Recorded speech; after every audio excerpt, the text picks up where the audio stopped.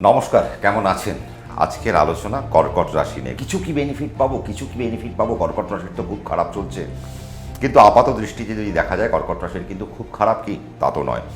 কর্কট রাশির সাপেক্ষে ষষ্ঠপতি বৃহস্পতি, কর্কট রাশির সাপেক্ষে নবমপতি বৃহস্পতি এখন একাদশে গিয়ে অবস্থান করলো। তাহলে বৃহস্পতির মতো একটা প্ল্যানেট সে যখন একাদশ স্থানে যাচ্ছে, তার মানে সে তো কিছু আনন্দ বার্তা বয়ে নিয়ে আসবে কর্কট রাশির জন্য। প্রথম যেটা আমি বলবো সেটা হচ্ছে যে হেলথ পার্টে কিন্তু বেশ কিছু খরচ খরচা কিন্তু বৃহস্পতি প্রথম অবস্থায় ক্রিয়েট করবে। তার কারণ ষষ্ঠপতি যখন একাদশে যাচ্ছে, তার মানে কালপুরুষকে যদি আমরা দেখি, কালপুরুষের মতকে যদি আমরা দেখি, তাহলে প্রথমেই সে নবম ভাব হচ্ছে গিয়ে, কালপুরুষের নবম হলো গিয়ে আমাদের ধনুর জায়গাটা, কিন্তু কর্কট রাশির সাপেক্ষে সেটি হলো ষষ্ঠ। তাহলে সেই ধনুর যে মালিক বৃহস্পতি, সেই ষষ্ঠপতি কালপুরুষের যে প্রথম যে ভাব আর কি, কালপুরুষের প্রথম ভাব আসে, বৃহস্পতির প্রথম ভাব আসে কোথায়? ধনু রাশিতে। কারণ সেখান থেকে আমরা বৃহস্পতিকে পাই এবং কালপুরুষের শেষ ভাবে গিয়ে বৃহস্পতি মীন রাশির ঘরকে ডিটেক্ট করে, অর্থাৎ মীন রাশির মালিকও হলেন বৃহস্পতি। তার মানে কর্কট রাশি সাপেক্ষে 6 মানে রোগ ঋণ রিপু জ্বালার কারক গ্রহ, আবার 9 পিতা ধর্ম ভাগ্য কোথায় গেল? একাদশে বসে রইল। তাহলে প্রথম সে ফলটা কি তুলবে? রোগ ঋণ রিপু জ্বালাতে। তাহলে কোন কোন দিক থেকে আমাদের সাবধানে থাকতে হবে কর্কট রাশির প্রথম জাতক জাতিকাদের? সেটা হচ্ছে রোগ হইতে। তাহলে রোগের জায়গায় বেশ কিছু খরচ খরচা কিন্তু বৃহস্পতি তুলবে, এবং বৃহস্পতি কাদের ক্ষেত্রে এই বিষয়টা বেশি তুলবে? যারা কর্কট রাশির জাতক জাতিকারা যারা মধ্য বয়স পার করে গেছেন, অর্থাৎ 40-45 পার করে গেছেন, তাদের ক্ষেত্রে কর্কট রাশির ক্ষেত্রে কিন্তু সমস্যাটা এখন যেটা আসবে সেটা বেশ খানিকটা মেডিকেল এক্সপেন্স এখন কিন্তু আপনাদের বাড়তে চললো। আর কি বাড়তে চলবে? ঋণ। তার মানে কর্কট রাশির জাতক এবং জাতিকাদের ঋণ নেওয়ার প্রবণতাকে বাড়িয়ে দেবে। তার কেন? সে একাদশে গেল, একাদশ মানে ফাইন্যান্সিয়াল সেক্টরে গেল, তার মানে ফাইন্যান্সিয়াল সে ক্রিয়েশন কিছু ঘটাবে। তার মানে এই মুহূর্তে কর্কট রাশির জাতক এবং জাতিকাদের আমি একটা মজা দেখতে পাচ্ছি যে কিছু ওয়েলথ ক্রিয়েট করবে। কেমন ওয়েলথ ক্রিয়েট করবে? তার মানে কিছু ঘর বাড়ি এখন আপনাদের মধ্যে হতে পারে, এখন আপনারা কিছু জমি কিনতে পারেন, এখন আপনারা ফ্ল্যাটে ইনভেস্ট করতে পারেন, এখন আপনারা বেশ কোনো ফাইন্যান্সিয়াল প্রোডাক্টে ইনভেস্ট করতে পারেন। তার মানে এই ধরনের ইনভেস্টমেন্ট এখন আপনাদের জন্য ভালো, এবং এখন আপনাদের জন্য সে ওয়েলথ জেনারেট করবে। হঠাৎ করে কারোর সম্পত্তি আপনার হয়তো প্রাপ্তি হতে পারে, যে সম্পত্তি আটকে ছিল সেই সম্পত্তিগুলো এখন খুলতে পারে। কোর্টের দ্বারস্থ ছিল এমন কোনো সম্পত্তি, সেই সম্পত্তি কর্কট রাশি যদি হয়ে থাকেন, সেই সমস্ত সম্পত্তির যে সমস্ত জটিলতা, শরিকি দ্বন্দ্ব যেগুলো চলছিল, সেগুলো আস্তে আস্তে এখন মেটার জায়গায় আসবে।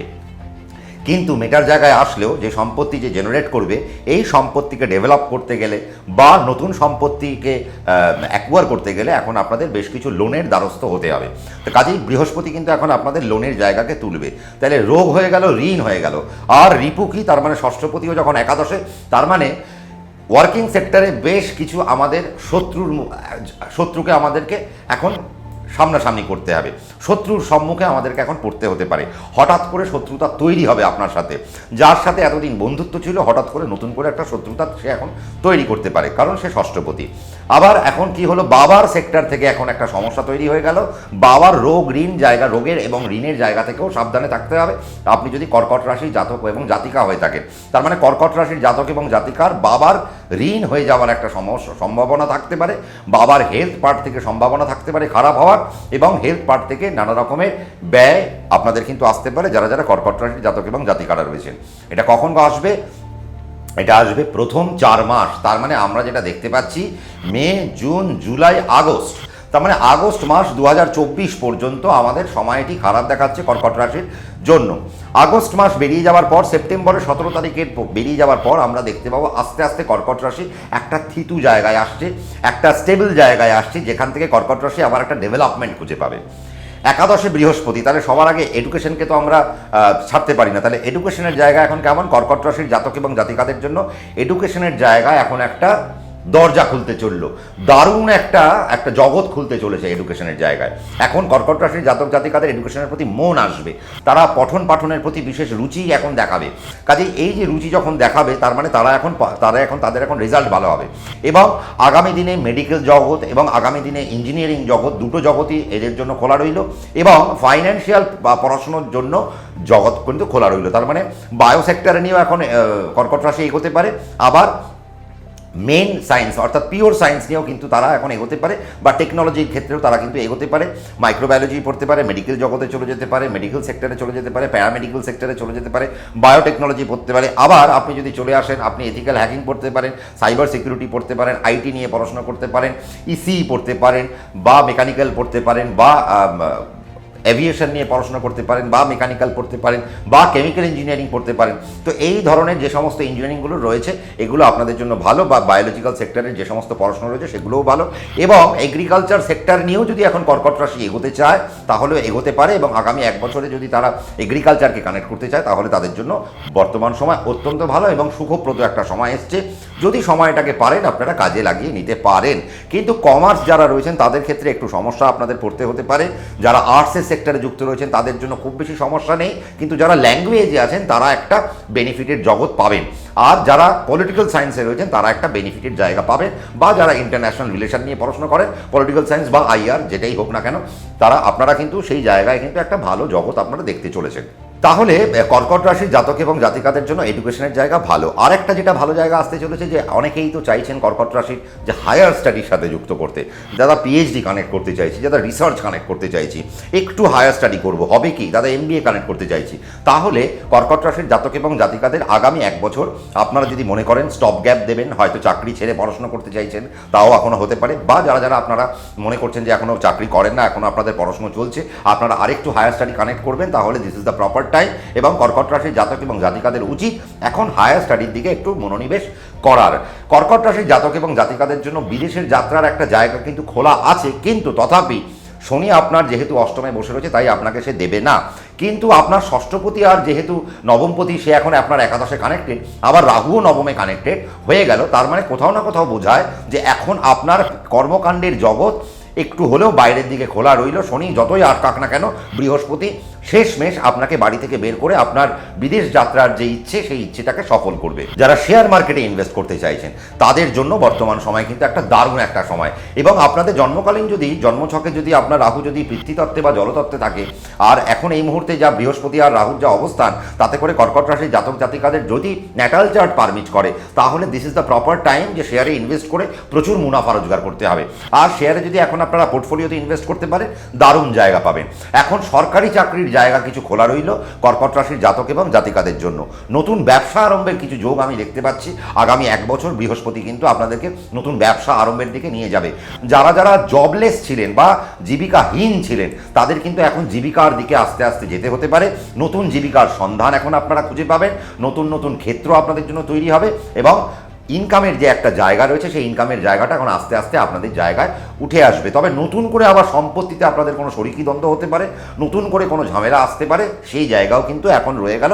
সেই জায়গা থেকেও আপনাদেরকে সাবধানতা আমি দিয়ে গেলাম। একাদশে বৃহস্পতি কানেক্টেড, তার মানে কর্কট রাশির জাতক এবং জাতিকাদের জন্য বিবাহের সময় এসছে, তার মানে এখন তারা বিবাহ করতে পারে। আবার আরেকটি দিক যদি দেখা যায় তাহলে কর্কট রাশির যে সপ্তমপতি সে তো অষ্টমে বসে গেল, এবং বৃহস্পতির মতো প্ল্যানেট সে যখন একাদশে কানেক্টেড হয়ে গেল, তার মানে বিবাহ বিচ্ছেদের সম্ভাবনা তৈরি হলো কর্কট রাশির জাতক এবং জাতিকাদের জন্য। তাহলে এখন আপনারা কোর্টের দ্বারস্থ হতে পারেন আপনাদের বিবাহ সম্পর্ক নিয়ে। তাহলে নতুন চাকরির জায়গা যেমন খোলা রইল, আবার চাকরির পাশাপাশি বিয়ের জায়গাও খোলা রইল, আবার বিবাহ বিচ্ছেদেরও সম্ভাবনা তৈরি হলো। তার মানে কি ক্রুশিয়াল টাইমিংয়ের মধ্যে দিয়ে কর্কট রাশি যাচ্ছে। তবে ফাইন্যান্স অভূতপূর্ব, আপনাদের চাকরির জায়গা থেকে ফাইন্যান্স এখন খুব ভালো আসবে, এখন ব্যবসার জায়গা থেকে ফাইন্যান্স খুব ভালো আসবে আগামী 1 বছর। আগামী 1 বছর আপনারা নতুন ক্রিয়েটিভ জগতের সাথে যারা যুক্ত রয়েছেন তাদের জন্য বর্তমান সময় একটা দারুণ একটা জায়গা আসতে চলেছে। শেয়ার মার্কেট থেকে আপনারা একটা ভালো মুনাফা দাইলে রোজগার করতে চলেছেন। নতুন ব্যবসা এবং যাদের পুরনো ব্যবসা ছিল সেই ব্যবসা আবার আস্তে আস্তে ত্বরান্বিত হবে।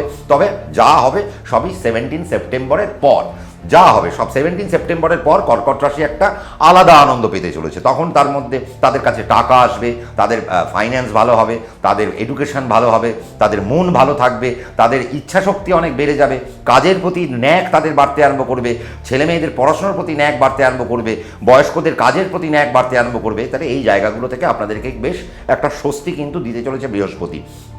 প্রথম 4 মাস সে প্রচণ্ড খারাপ দেবে, কিন্তু তারপরের 4 মাস যেই অতিবাহিত হয়ে গেল তারপর থেকে সে ফাইন্যান্স অমুক তমুক সব কিছুই কিন্তু আপনাদের জীবনে যাবতীয় আমাদের জীবনে যে প্রশ্নগুলো জুড়ে রয়েছে সবকটা প্রশ্নের একটা ভালো ভালো জায়গায় সে উত্তর দিতে দিতে দিতে দিতে বৃহস্পতি কিন্তু যাবে।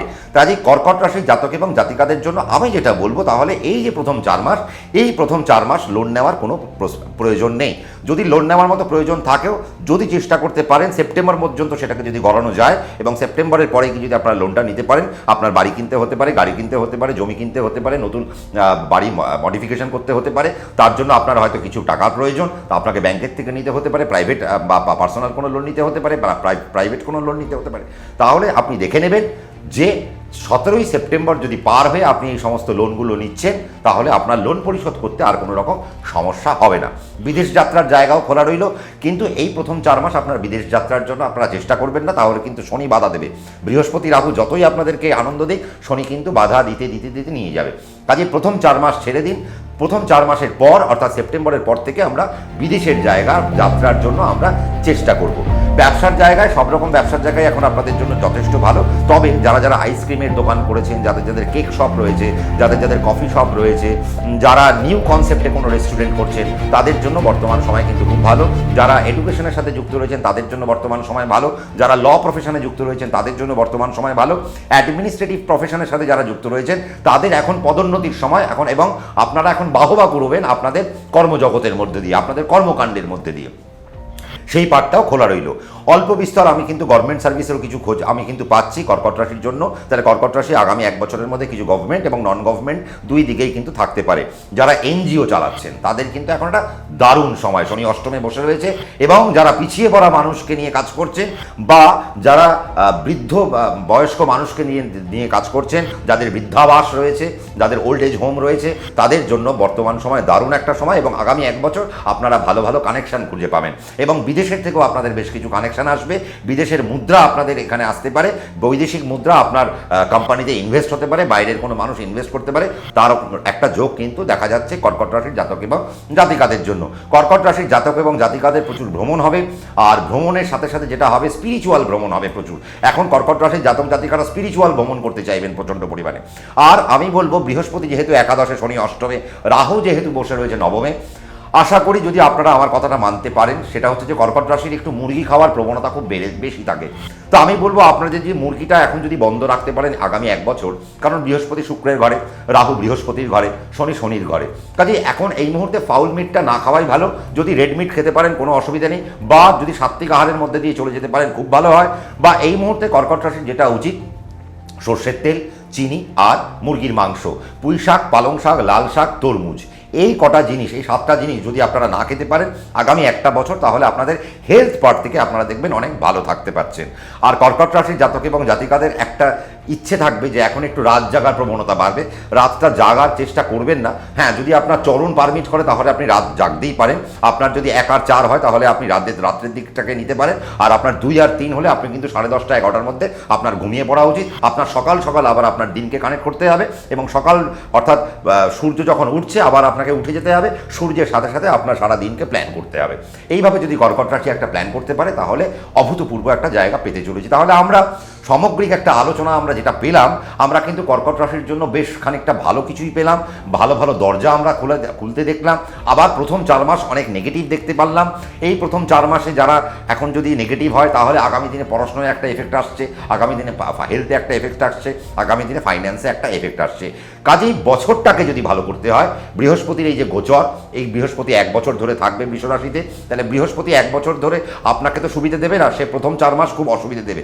তাহলে বৃহস্পতির এই গোচরকে আপনার সুবিধে নিতে হলে আপনাকে প্রথম 4 মাস দাঁড়াতে হবে, তারপরের থেকে একটু হাঁটতে হবে, তার শেষের 4 মাস দৌড়তে হবে। এবার আপনার নবতারাও চক্র অনুযায়ী বৃহস্পতি কোন কোন নক্ষত্র হিট করছে, নবতারা চক্র অনুযায়ী সেই আপনার জন্ম, সম্পদ, বিপদ, ক্ষেম, প্রত্যরী, সাধক কোনটায় যাচ্ছে, যেখানে যাচ্ছে সেই জায়গায় আপনি তাকে দেখে নিন যে বৃহস্পতি কোন নক্ষত্র পাস করছে, কোন তারা পাস করছে। যদি আপনার সম্পদে যায় তাহলে সম্পদ কিনুন, যদি বিপদে যায় তাহলে দাঁড়িয়ে যান। যদি প্রত্যরিতে যায় তাহলে দাঁড়িয়ে যান, তাহলে কারোর সাথে শত্রুতাও করবেন না। এইভাবে আপনাদেরকে হিসেব করতে হবে। দরকার পড়লে আপনি আপনার পছন্দের অ্যাস্ট্রোলজার কাছে বসে যান, নবতারা চক্র গোনান এবং বৃহস্পতির ট্রানজিটটাকে গোনান। এবং বৃহস্পতি শুধু ট্রানজিট দেখলে হবে না, বৃহস্পতির সাথে সাথে শনি রাহুর অবস্থানও দেখতে হচ্ছে, এবং তার পাশাপাশি রবি, শুক্র, বুধ, চন্দ্র এদেরও গোচর আছে, তাদেরকেও দেখতে হচ্ছে, মঙ্গলকেও দেখতে হচ্ছে। আর কেতু এখন কোথায় বসে রইল? কর্কট রাশি সাপেক্ষে তৃতীয়। তার মানে মেন্টাল জায়গায় আপনাদের এখন কিন্তু মানসিক জায়গাকে প্রখর করতে হবে, আর কিছু পথ দুর্ঘটনা থেকে আপনাদেরকে সাবধানে থাকতে হবে। বৃহস্পতির গোচরেও কিন্তু তার অন্যথা নয়, এবং বৃহস্পতি আপনার কেতুর উপর দৃষ্টি দিয়েছে বলে এখন কেতু আপনাকে সামলে নিল, সেই নিশ্চিন্তে থাকবেন না, কারণ কেতু কিন্তু তার যে কাজ সেটা করেই যাবে। কাজে হেলথ পার্ট থেকে কর্কট রাশিকে প্রচণ্ড সাবধানে থাকতে হবে অন্তত আগামী 4 মাস, অর্থাৎ সেপ্টেম্বরের 17 তারিখ পর্যন্ত। তারপর থেকে আস্তে আস্তে বিষয়গুলো অনেক আস্তে আস্তে বিষয়গুলো শিথিল হয়ে যাবে। কাজেই কর্কট রাশির 2024-এর এই যে বৃহস্পতির গোচর খুব ভালো কাটুক। আপনাদের কেমন কেমন কাটছে আমাকে জানাবেন। যদি খারাপ কাটে তাতেও কমেন্ট করতে ভুলবেন না, ভালো কাটলেও কমেন্ট করতে ভুলবেন না। যারা যারা নতুন দেখছেন তারা আমার চ্যানেলকে সাবস্ক্রাইব করতে ভুলবেন না, আর আমাকে ইন্সপায়ার করতে নোটিফিকেশন বেলকেও প্রেস করবেন, আর আমাকে আরেকটু ইন্সপায়ার করতে প্রচুর কমেন্ট করবেন।